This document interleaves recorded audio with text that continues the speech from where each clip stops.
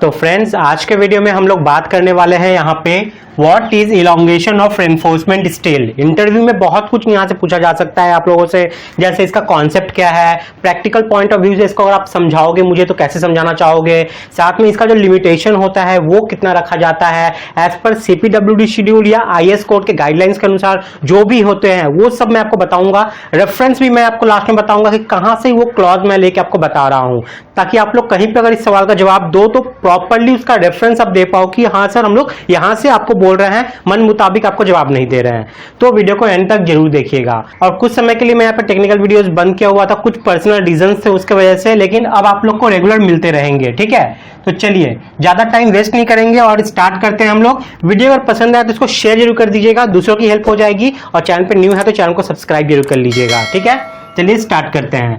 तो सबसे पहले बात है हमारा इलोंगेशन ऑफ रेनफोर्समेंट स्टील।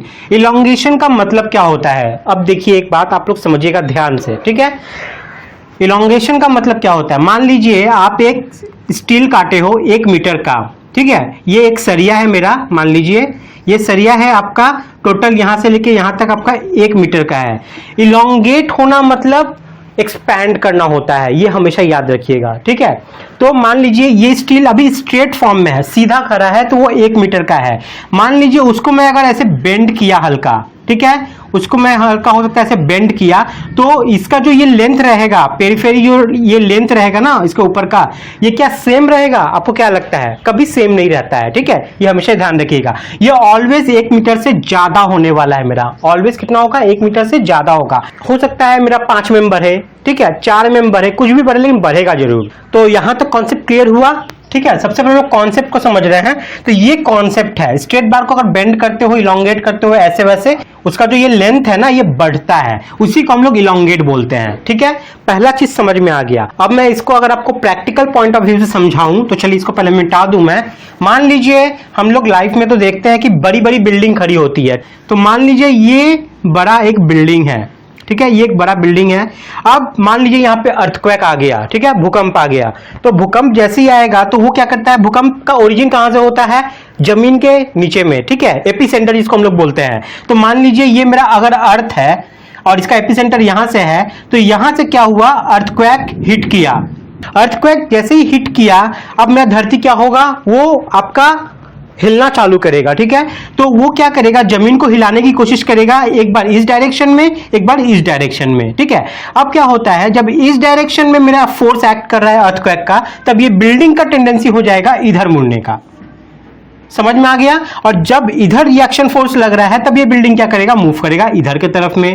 ठीक है, अब मान लीजिए ये बिल्डिंग मेरा किस चीज से बना हुआ है? स्टील से बना हुआ है, कंक्रीट से बना हुआ है। अब जो कंक्रीट हमारा होता है ना वो कंप्रेशन जोन में अच्छा होता है, लेकिन टेंशन उसमें है नहीं, तो उसमें टेंशन के लिए कौन प्रोवाइड करता है? हम स्टील प्रोवाइड करते हैं।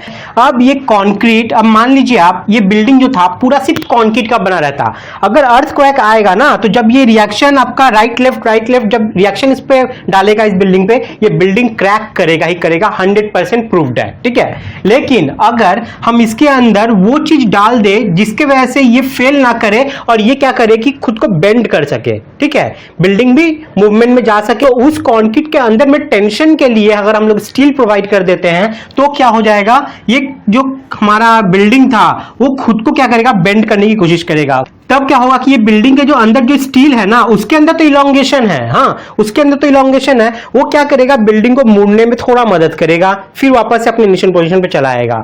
तो ये कॉन्सेप्ट है हमारा इलोंगेशन का, जिस वजह से हम लोग क्या करते हैं कि कंक्रीट के अंदर में हम लोग स्टील प्रोवाइड करते हैं, जनरली टेंशन के लिए लोग प्रोवाइड करते हैं। ठीक है, क्योंकि कंक्रीट हमारा कंप्रेशन में स्ट्रांग होता है, टेंशन में वीक होता है। तो ये चीज हमारा समझ में आ गया।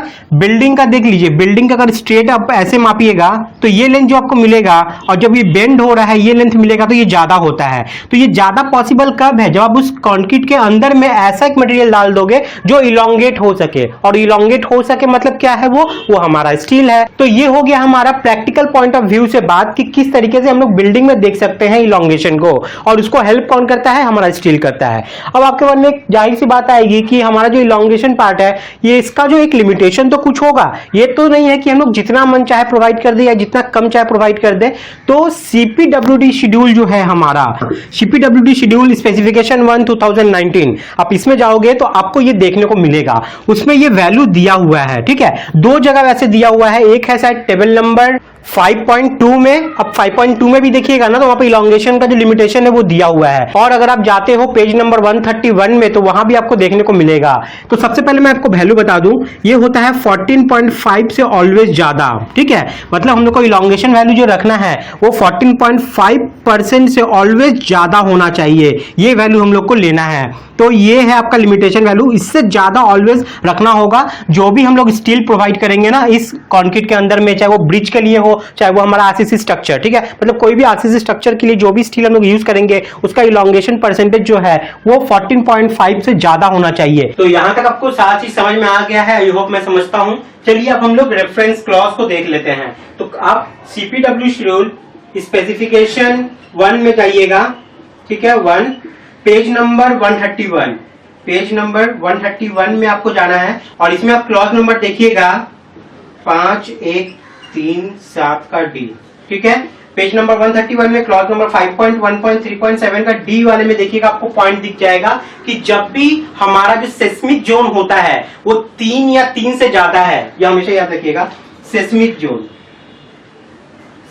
जोन 3 या अबव है, तो हम लोग को जो स्टील प्रोवाइड यूज करना है ना वो FE 500D से ज्यादा ही ऑलवेज यूज करना पड़ता है। ये भी वहां पे मेंशन है, ये भी इंटरव्यू में पूछा जा सकता है। ठीक है, तो 415D से ज्यादा हम लोग यूज करेंगे, 500 करेंगे, FE 500 या FE 500D करेंगे।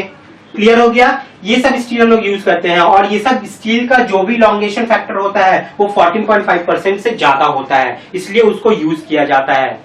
बात समझ में आ गई, क्लियर हो गया कॉन्सेप्ट। तो हम लोग यहाँ पे क्या समझे, पहले कॉन्सेप्ट को समझे, प्रैक्टिकल पॉइंट ऑफ व्यू से वो कहाँ पे हम लोग देख सकते हैं वो देखें, लिमिटेशन क्या होता है वो देखें, जो कि ये था 14.5 पॉइंट से ज्यादा होना चाहिए। और हम लोग जो रेफरेंस था क्लॉज नंबर वो भी हम लोग यहाँ पे देखे कि सीपीडब्ल्यूडी स्पेसिफिकेशन 1 2019 में आप जाइएगा, पेज नंबर 131 में आप ये क्लॉज में देख पाओगे। ठीक है, तो आई होप आपको सारी चीज इसमें समझ में आ गया है। वीडियो अगर पसंद आई है तो इसको लाइक एंड शेयर जरूर कर दीजिएगा और इसी तरह के वीडियो अगर आपको चाहिए तो चैनल को सब्सक्राइब जरूर कर लीजिएगा ताकि आप लोग से अपडेट मिस ना हो जाए। और मुझे मेरे चैनल टेलीग्राम पे आप फॉलो जरूर कर लीजिएगा, क्योंकि मैं बिजी होने के कारण इस चैनल पे पर डे एक ही वीडियो ला पाता हूँ और बाकी के जितने भी रिक्रूटमेंट रहते हैं या इंपॉर्टेंट नोटिफिकेशन रहते हैं या सिविल इंजीनियरिंग से रिलेटेड क्वेश्चन आंसर कुछ भी रहा इंटरव्यू के, कुछ भी, वो सारे मैं टेलीग्राम ग्रुप में आप लोग के लिए शेयर कर देता हूं। तो वहां पे आप लोग मुझसे जुड़े जरूर रहिएगा। किसी भी वीडियो के डिस्क्रिप्शन में आप जाइएगा तो आपको लिंक मिल जाएगा मेरी टेलीग्राम से आपको जुड़ने का, तो वहां पे मुझे आप फॉलो जरूर कर लीजिएगा। तो फ्रेंड्स आज के लिए इतना ही था, नेक्स्ट वीडियो में मिलते हैं फिर कुछ नए सवालों के साथ। तब तक के लिए बाय, टाटा, जय हिंद।